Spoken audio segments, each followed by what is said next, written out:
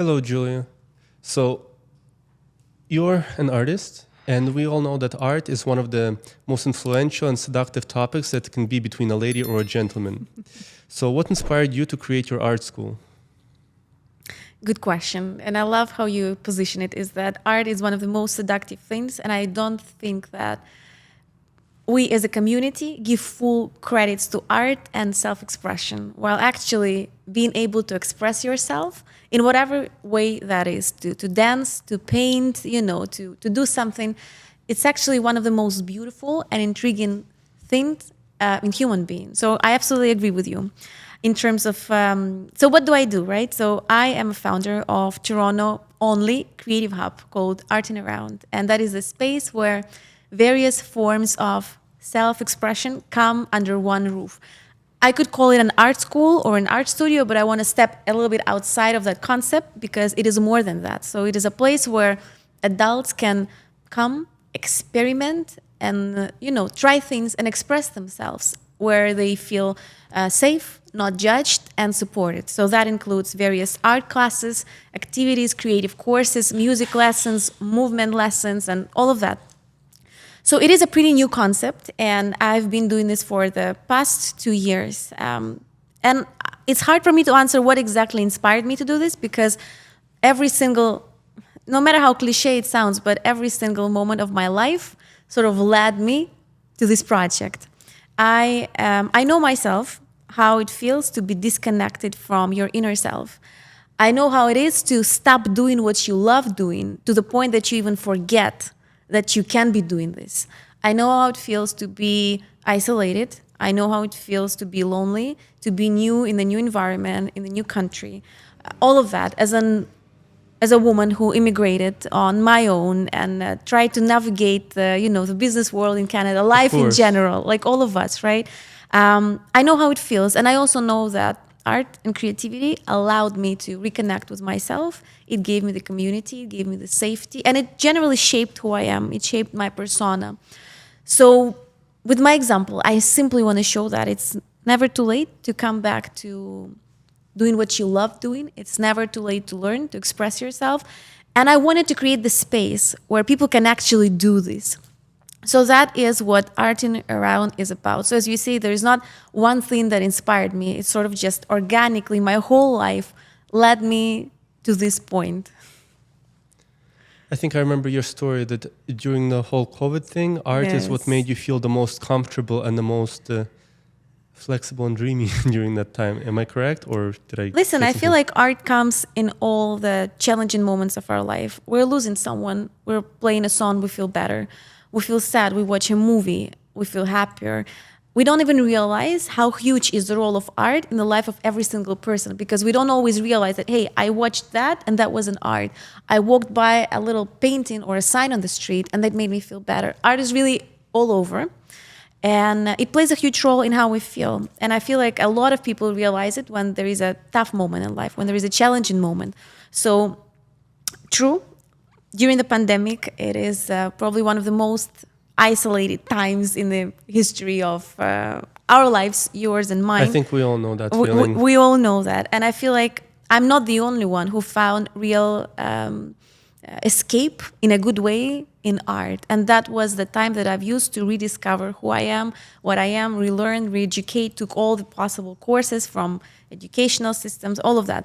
So, and honestly, I think that it is important to give credits to art since the very, very early stages of humans' life. As I was a child, I was painting, I was singing, I was sketching, I was dancing, like all of us. Show me any single adult person, and if we go back to their childhood, I'm sure that they were doing something. Playing some game, everybody was doing something, right? It's just later on with adulthood, it goes away. But that part of me shaped a lot who I am, shaped a lot my character, how I make my decisions, how I go through life, how I handle challenging situations, how I use my creativity, imagination, all of that. So art and creativity shapes us as human beings. It shapes our connections, our communities, our relationships between each other, including, romantic relationships as well. This is a very wonderful answer. I think everybody's going to be happy to hear that story because of how influential it is and how much happiness it brings to us. So another question that I have, what unique methods and techniques do you use in order to teach your students develop their own individual level of art creativity? There is no magic pill here. I wish I could tell people, hey, just come and within the week, you're going to bloom and you're going to figure out everything. You're going to become another Van Gogh or Picasso. Unfortunately, there is no magic pill. What I provide to my students is the space, time, attention, safe guidance, and of course, all the tools, the tricks, the knowledge.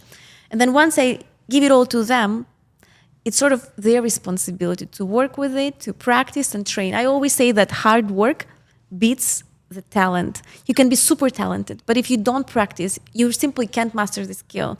That's why people who are very consistent and hardworking, they can beat the talented because they really work to master the skill and to bring themselves to the next level. So I'm a big believer in hard work, in consistency, in hard work and consistency. So that is what I give to my students, tools and techniques so they can convert them to their own magic with the time. And of course, my own example, and of course, my own story. I'm a big believer in sharing. I share my journey. I talk about all the challenges. It's not all butterflies flying around me. There are times when I'm crying. There are times when I'm sad, when I feel like I want to give up. Yeah, they exist in the life of every single person. We don't always show them on Instagram or on podcasts, but they're out there and it's normal. And I share this. I'm very open about this. So I share my story hoping that somebody just needs to hear this and use this as their own little roadmap to figure out their own journey. I love your answer, especially what you said at the beginning, because there is something I read in the book called Mastery about how the most important thing is to become a master at something is to study for 10,000 hours. Exactly. It takes 1,000 sketches to develop your style. Just to say to the audience, 10,000 hours is mathematically 5 years, just in case some don't know. You see, I feel like we live in a tricky time right now because we live in a time with Instagram created this info space for everyone. Everybody can enter. Everybody can claim to be a specialist.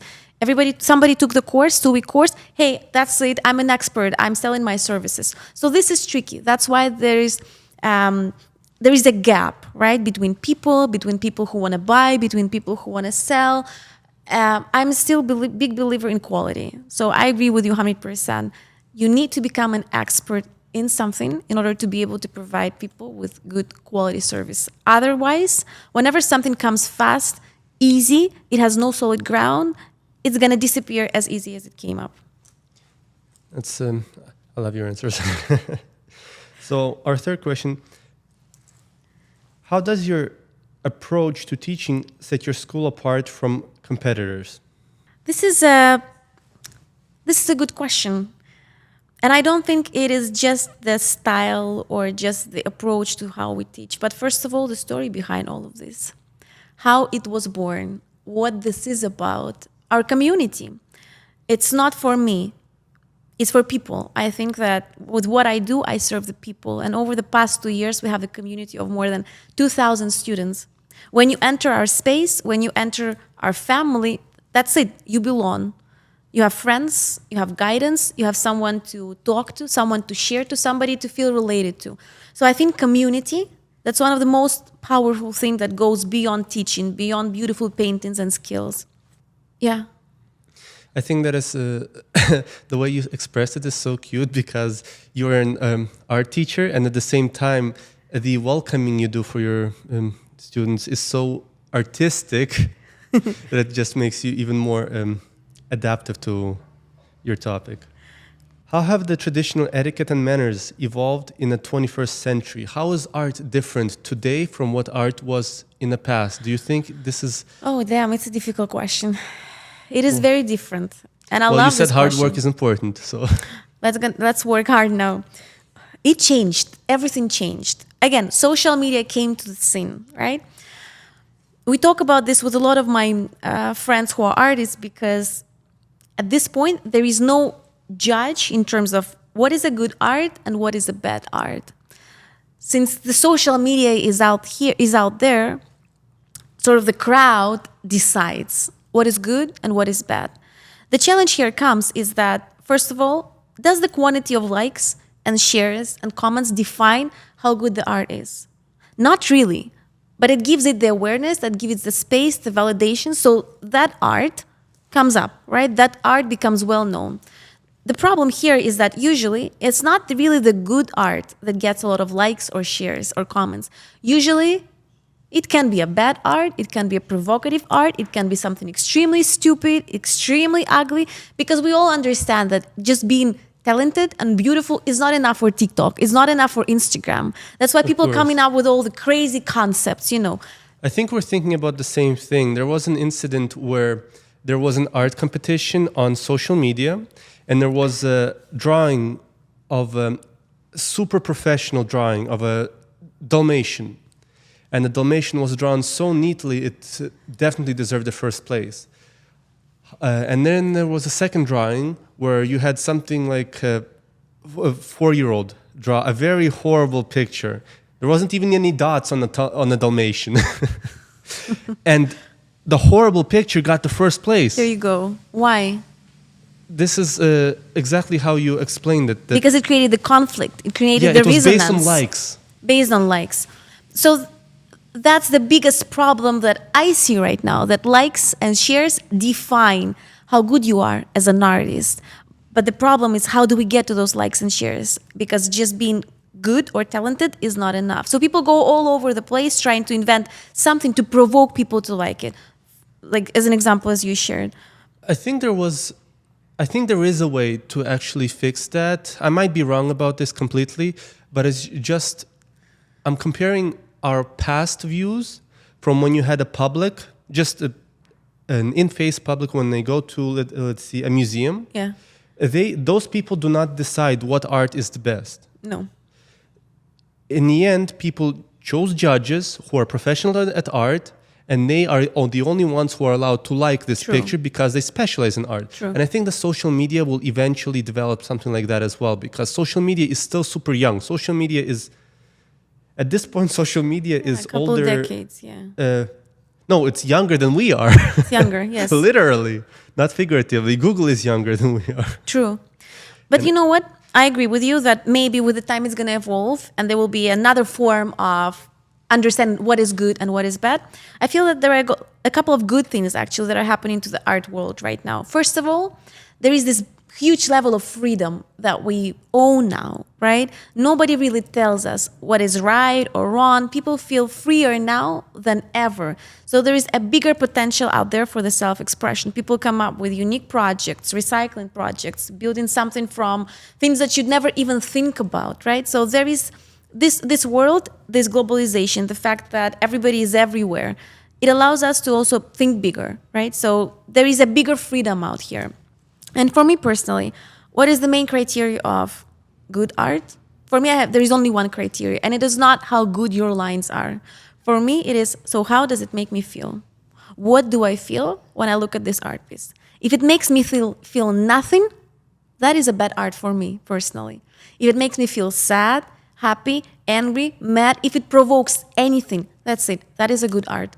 So I chose my own criteria, and I feel like provoking feelings and thoughts, it's one of the main functions that art carries. It makes us think, feel, analyze, compare, reflect. And with my art, that's what I'm trying to do as well. I'm not interested just in making a good portrait. I'm interested in painting a portrait that will make you say, damn it, let me think about it. Or, damn it, what does it mean? Or like, damn it, I know this feeling, it hurts. Something that would resonate and would click inside you. That to me is a function of my art, the most important function. And that to me is the criteria how I choose the art that I like. Wonderful. So I think we have the last one. How can the elements of art help people adapt to relationships, basically? I think art, in many ways, it's about understanding yourself. It is about expressing yourself, analyzing your feelings, your thoughts, your pains. It is healing. no matter what that art is. Even if you're doodling on the kitchen, if you're coming to the painting class, if you're just trying to play something on the guitar, doesn't matter what. It helps you to reconnect with yourself and to understand yourself better. Well, tell me, isn't it the most important thing that also allows you to build a good relationship? Well, in my case, yes. Yeah, on all the cases, being able I to thought find... you were going to say no at this one. Of course, yes. Being able to be in peace with yourself, to understand what you are, what are you made of, what makes you happy, what makes you sad, allows you, that's the only thing that allows you to build healthy, happy relationships, romantic, friendly, doesn't matter, all sort of relationships. So there is a very clear correlation between expressing yourself and being able to attract people with who you can establish healthy connection. In a way, it feels like relationship is art itself. True. True. It has no rules unless you bring canvas. So you establish, right? What is your canvas? Is it circle? Is it triangle? Is it square? You choose the colors. Is it moody today? Is it bright today? You choose the level of how realistic or abstract it is. Relationship is like canvas. It is true. And you are the artist. And you have all the other artists, right? So what makes relationships challenging is that you have one canvas, but maybe you have two people who have to fill the canvas. So that's the point when the communication comes in place.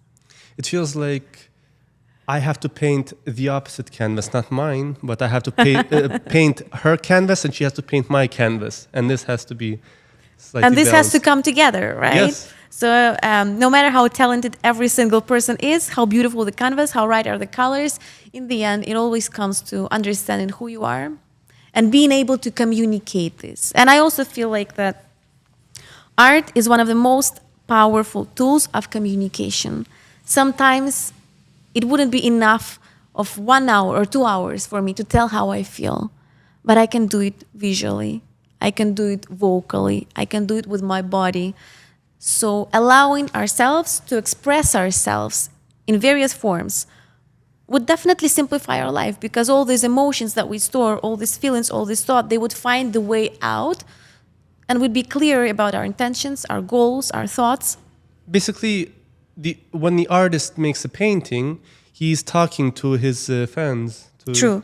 It's a way of communication with the world, because some artists are very close people, right? Introvert, somebody is more extrovert. So everybody chooses the way to channel out those ideas. Well, I think that's pretty much it. The 5 questions that we had. Nothing more about the romance. Oh. You know.